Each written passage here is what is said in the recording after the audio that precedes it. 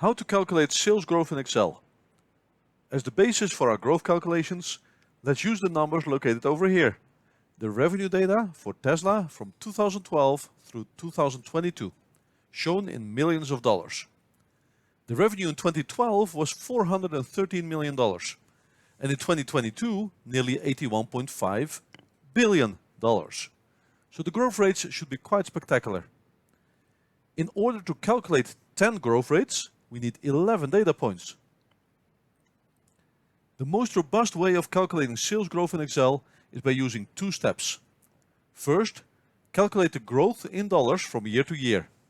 This is sometimes called the V dollars, or variance in dollars. For 2013 versus 2012, the formula is B4 minus B3. This is simply the current year amount minus the prior year amount. You can double-click on the bottom right of cell C4 to copy that formula down all the way into cell C13. Using the formula text function in Excel, I can display the formula for you for each of the years. B4 minus B3, B5 minus B4, B6 minus B5, etc. The sales growth percentage is calculated by dividing the revenue growth in dollars by the prior year revenue. For our first row, the formula for the percentage growth is C4 divided by B3. We want to display this as a percentage, so click the percent style button on the Home tab of Excel here. Double-click the bottom right of cell E4 to copy that formula all the way down. With formula text, I can display the formula. Then we clear the Excel error messages by clicking Ignore Error. That's the two-step method of calculating sales growth in Excel. Calculating the absolute growth in dollars, first in column C, then taking that absolute growth number and dividing it by the prior year basis in column B. I can also compress that growth rate calculation into one step. The sales growth percentage for the first row equals open parentheses B4 minus B3, close parentheses, divided by B3. This should get you to the exact same percentages in column G as in column E. If it doesn't, you might have made a typo in the formula. Once again, formula text helps to display the formulas in Excel. And by going to the Formulas tab and clicking Trace Precedence for several cells in column G, we see that the sales growth formula is current year amount minus prior year amount, which is subsequently divided by the prior year base. How to interpret sales growth rates? Let's remove the arrows and have a look at the growth rates in column E. They range from 15% in 2019 as the lowest value to 387% in 2013 as the highest value. So what is the average growth rate? There are two answers to that question. The simple answer is the average annual growth rate, or AAGR. This is simply the average of the 10 growth rates in cells E4 through E13.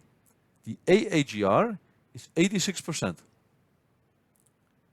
The more complicated but more accurate answer is the compound annual growth rate, or CAGR.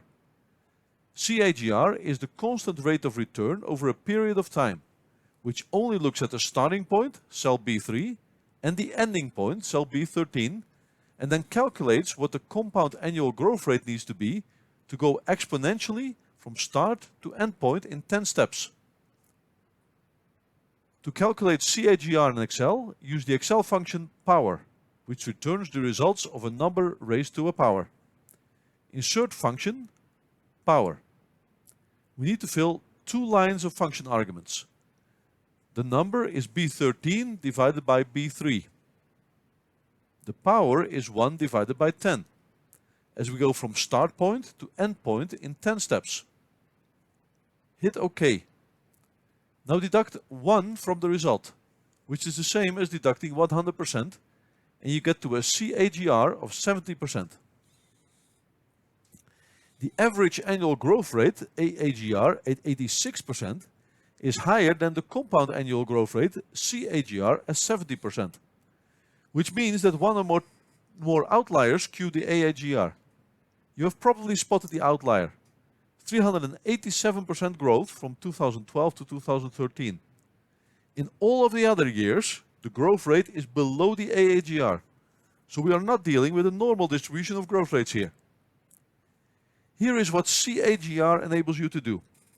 What would the revenue numbers have been if Tesla's revenue had been growing at a constant 70% each and every year? We will calculate this in column I. For the first year, cell I4, we take the actual starting revenue, B3, and multiply it by 1 plus the CAGR, which is cell E15. For the second year, we take the value in cell I4 and multiply it by 1 plus $15. The CAGR with a dollar sign inserted to lock row 15 in the formula. Copy that formula down the column and let's display the formulas using formula text. If we go to the Formulas tab and use trace precedence on a couple of the cells, we can have the formula sink in. In this example, we basically multiply the prior year number by 1.7, 1 plus 70%, time and time again. Actual revenue is in column B, and the simulated revenue using a constant sales growth rate of 70% is in column I.